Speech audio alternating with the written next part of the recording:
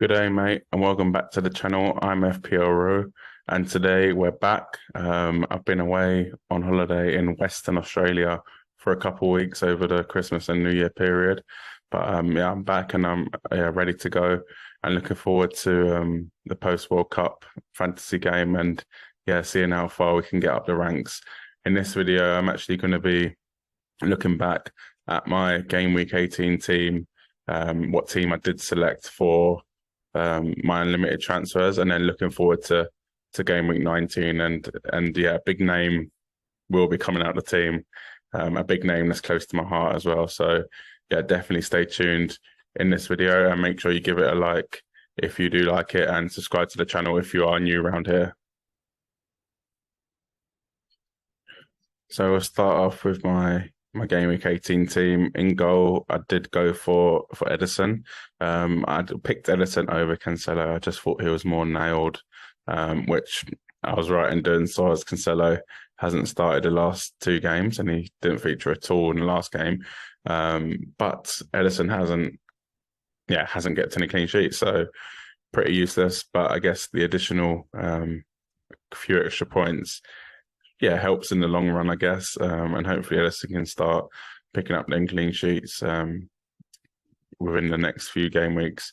Double Newcastle at the back. So I had Kieran Trippier. And yeah, great. Even though he got a yellow card, he got a free bonus, which is really, really good. He just keeps delivering. I'm so happy I got him in early. So I did manage to gain a few points on other people, but nearly, I'd say everyone that's playing probably has Trippier. That's actively playing has Trippier, so not much to get excited about. But that's the reason I did bring in Botman. So I had Reece James like a lot of people, and I'm in an R over who to go for. I was going to go Cucurella or Shaw, but I did go for double Newcastle defense. I just wanted to kind of it to mean a little bit more if Newcastle did keep a clean sheet, because at the moment Trippier is in a lot of teams. I know some people do have Pope as well, so try and match them as well. But yeah, Botman happy with his first start in the team, clean sheet. Also had Ben White in the defence for 1 point. He did come off in the 59th plus minute. A lot of people are saying that he should have got a clean sheet because it's within the 60th minute. But yeah, I'm not too sure on the rules, but I feel like they'd have to played over 60 minutes. So he didn't. He played 59 minutes and 45 seconds or whatever it was, which was disappointing. But the silver lining, you'd say, or even more annoyance, is Arsenal did concede 2 goals, so no one else in that defence did get a clean sheet. But that would have meant Ben White would have got it, and no one else would have got it as well. So yeah. Very, very disappointed, but I understand the rules, so it's all good. Midfield. So Salah blanked this week. He did get a couple returns, couple goals.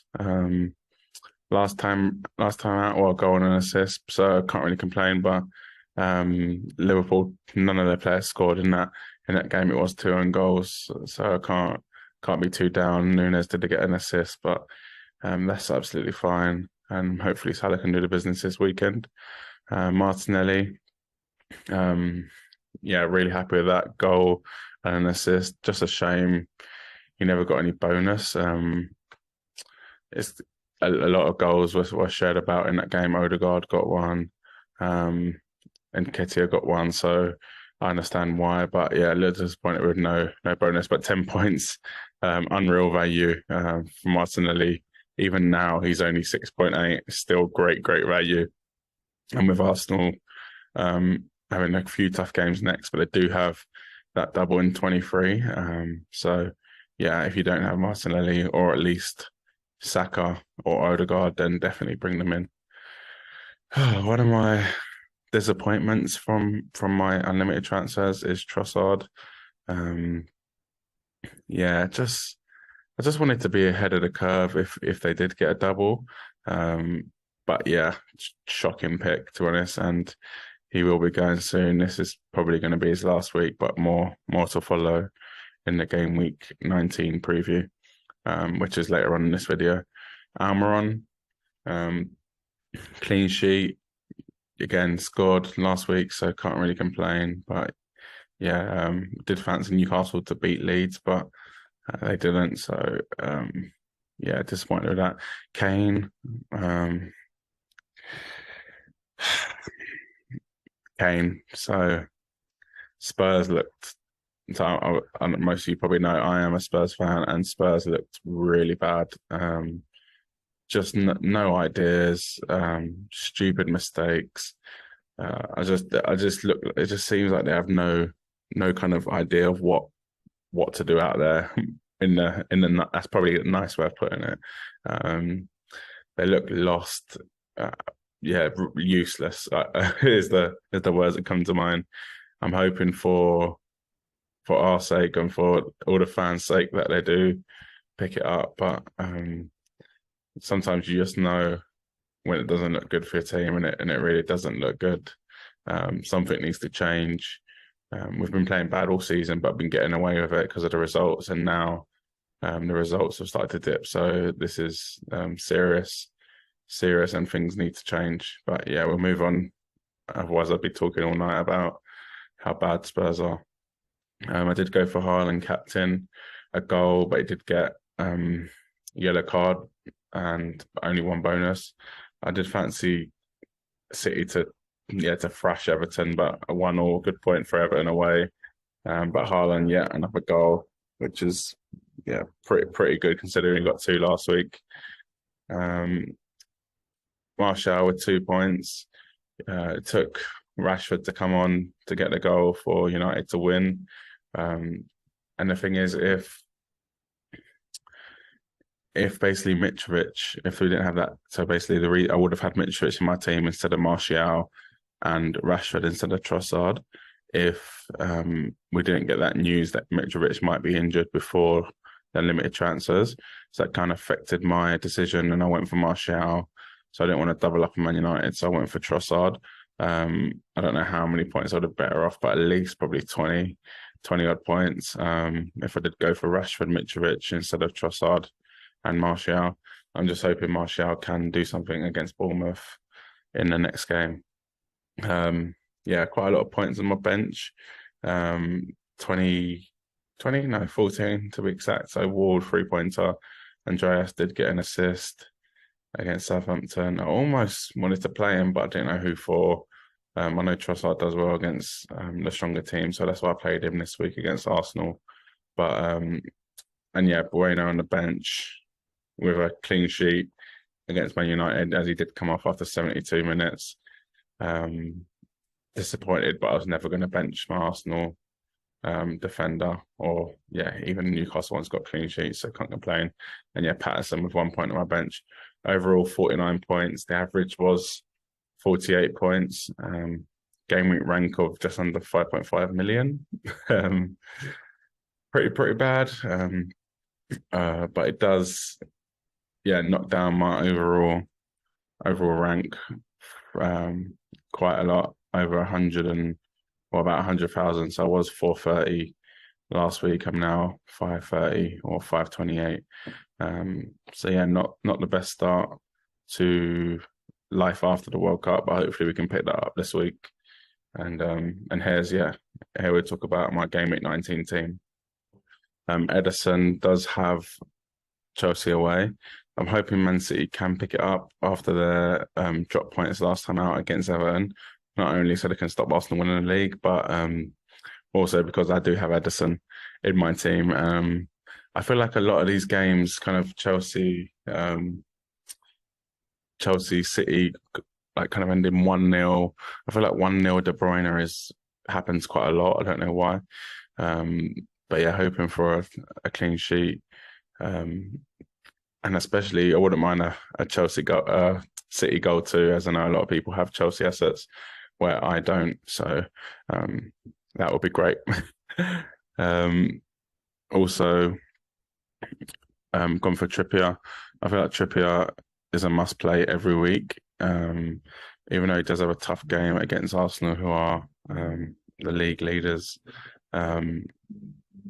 I feel like Trippier, you have to play him. Free kicks, corners, can get an assist, can be taken off early as well, and get bank that clean sheet if Newcastle do concede later on. But I haven't actually gone for the double Newcastle defense. I've gone for Bueno, the Wolves defender. So they do have a derby against Villa. I'm hoping that game can be tight. And Wolves, keep a clean sheet. I know he got a clean sheet at Man United, so I'm hoping for the same. Really, I'm hoping it's a 0-0 or Wolves are leading up until the 70th minute, and then he comes off and banks that clean sheet. So I just didn't want to double up on Newcastle defence. My only other option was to play Patterson at home to Brighton, which is not a terrible fixture, as Everton are a little bit better at home, but I have Trossard, which we'll see later on. So I've decided to go for Bueno. Next up, I've gone for Ben White, so Newcastle at home. Yeah, like I said numerous times, Arsenal on fire, and it's making me really, really happy. But they just look too good at the moment. I know they haven't kept a clean sheet the last two games, but this game could be a little bit tighter. And they were actually keeping a clean sheet against Brighton until kind of the later part of the second half or the middle of the second half. So Ben White, I fancy him to do well in this game, and hopefully it's a 0-0 or as you'll see later on, one of my Arsenal assets or Newcastle assets scores. We'll move on to the midfield. So we've got Salah away to Brentford. So did blank last time out, as you saw earlier on in the video. But I do fancy Liverpool to win this game and put in a good performance. Brentford are likely to be without Ivan Toney, so that will be a big miss for them in terms of goal presence. So they might have to sit back a little bit more, which I'm hoping will invite Salah on and benefit Salah. Next up, we have got Martinelli, who done so well last time out. As you saw again earlier in the video, Newcastle at home will be a tougher game, but I feel like Arsenal can score against anyone, and if not, I do have Trippier, so it's not the end of the world if it is a clean sheet. But if Arsenal do score, then I hope it is Martinelli. So I've also gone for Trossard. It was a tough one. It was a toss-up between him and Almiron, or even Botman to start this game. But I feel like Trossard's kind of got one more chance in my team, to be blatantly honest. He's been terrible since I've had him, and I don't feel Everton are the best team, even though they did get the draw against Man City, and they are much better at home than they are away. I'm just hoping, Trossard can come up with one final bit of magic before he's out of my team next week. Next to him, I have gone for Andreas kind of instead of Almiron, which was a very, very tough call. But as Almiron does have a tough fixture, and Andreas has two fixtures, I've gone for Andreas. So Leicester away, Chelsea at home. I actually fancy Fulham to win both them games. I feel like Fulham have been really, really good this season. They've scored a lot of goals, not many clean sheets, but they have scored a lot of goals. And I always fancy Andreas or Mitrovic to be part of that. So if it was a kind of a choice, then I've definitely think I've made the right decision in going Andreas over Almiron. So we'll move on to the strike force. So we've got Harry Kane against Crystal Palace. As I said previously, Spurs were awful in the last game. Palace has always been a tough place for Spurs to go. I think it's been 1-0 a lot of the times at that fixture. Last year they did beat Spurs 3-0 when Tanganga got sent off at Selhurst Park. But normally it's a tight game, 1-0s. I was actually there once when Soldado, I don't know if anyone remembers him, Spanish forward we bought for about 30 million, scored a penalty. We won 1-0. Also, I was there for one of the last minute winners. I think it was a KANE header, 1-0 again. So I feel like that game has 1-0 written all over it. But we'll talk about our transfer plans after we finish this team selection, because KANE might not be in the team for this game. So we also got Haaland. So Chelsea away again, does the business. Not much more to say about Haaland. Chelsea don't look great. They did concede against Nottingham Forest for a Serge Aurier goal. So I feel like Haaland can break down that Chelsea defence.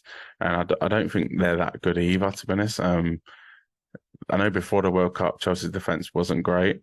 And they did keep the clean sheet in the first game after the World Cup. But yeah, I'm not too sure how solid they are, especially missing Reece James, who's a big part of their whole team, never mind defence. Martial is the next forward. So Bournemouth at home, really good fixture. So I was considering taking him out because of kind of the Rashford being on the bench, but then I found out that it was because he was late or he woke up late. So it's nothing to do with kind of resting. So yeah, Martial, I'm really happy with that option. Bournemouth did do well towards kind of before the World Cup, but yeah, I started to kind of drop off again. And Man United do look good, even though they did struggle to break down Wolves. But now hopefully Rashford plays and kind of gets that more creativity, and hopefully he kind of assists Martial for the goals rather than the other way around. Now I'll just look through a couple transfer options. So I'm basically confirmed to do this transfer. So I'm looking at doing, I can't believe I'm going to say this, but I'm looking at doing Harry Kane.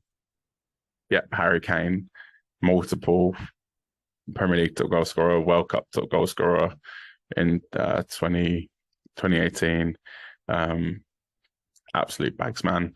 But I'm looking at taking him out as a Spurs fan for Mitrovic and captaining Mitrovic. So Mitrovic has Leicester away, Chelsea at home in a double game week.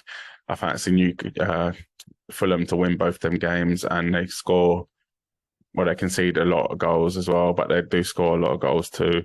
And I do fancy them to score in both them games. I fancy them to be Mitrovic or Andreas. So that's why I'm decided to take out Kane. As mentioned again previously, Kane has been doing pretty good this season. Well, actually, really, really good. If it wasn't for Haaland, he'd be on fire. It's only because of Haaland. It kind of looks like he's not doing that well. He's nearly averaging a goal a game, but he hasn't had many kind of braces or hat tricks, or he hasn't had any hat tricks. So I feel like Mitrovic can get a double over the two games, whereas Spurs, sorry, I hate kind of saying this about my own team, but Spurs look like really, really bad. Like no creativity, especially without Kulusevski. Kulusevski kind of brought that to the team, but now he was injured the last game. I'm not too sure he's going to be back. Son is just a completely different player to who he was last year. And I just don't fancy Spurs to put 3 or 4 goals past any team, to be honest. Even we've got an FA Cup game against Portsmouth coming up soon. I don't even fancy us to do that to them. So that's the reason I think I'm definitely taking out Kane and bringing in Mitrovic. Another reason why I'm doing this is for game week 20. So we'll have a look. So that kind of money allows me to do Trossard to De Bruyne. So Trossard does have Liverpool at home in game week 20, and De Bruyne has the double game week, albeit United away, Spurs at home. I just feel like that gives me a chance to really target that City double. And then they have another double in 23. I might have to play Martial, who has City at home, but I can always do Andreas, who's Newcastle away, or even Botman, or Bueno, because West Ham are terrible. So, but I'll probably play the attacker anyway. And then in game week 21, that will give me the chance to bring in one of the Arsenal forwards. So if Jesus ain't back, I could bring in Nketiah. I might just be short to bring in Jesus, so hopefully he's not back, but which I don't think he will be. So I'll probably bring in Nketiah in game week 21 for Martial, and then that will have 3 Arsenal ready for their double game week in 23. But yeah, let me know your thoughts below on how did you do in game week 18. Who's your captain for game week 19? So are you going for a double game week player? Are you going for sticking with Haaland, or are you going with maybe a Chelsea midfielder? And let me know what you think of my transfer, KANE for Mitrovic. Is that a smart move?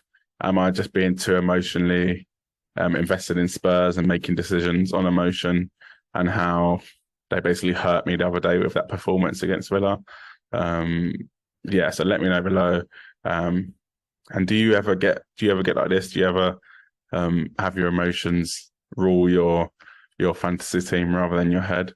And give me some examples. So for let's say, did you captain someone that you thought was going to do well because of an emotional investment in a team, or that it might have worked as well? So let's say you supported Everton and you captain Cavalier in 1 week and he scored a hat-trick. Let me know below any examples like that. And if you haven't already, please subscribe to the channel for more FPL content throughout this whole season and beyond. And make sure you leave the comment. Cheers.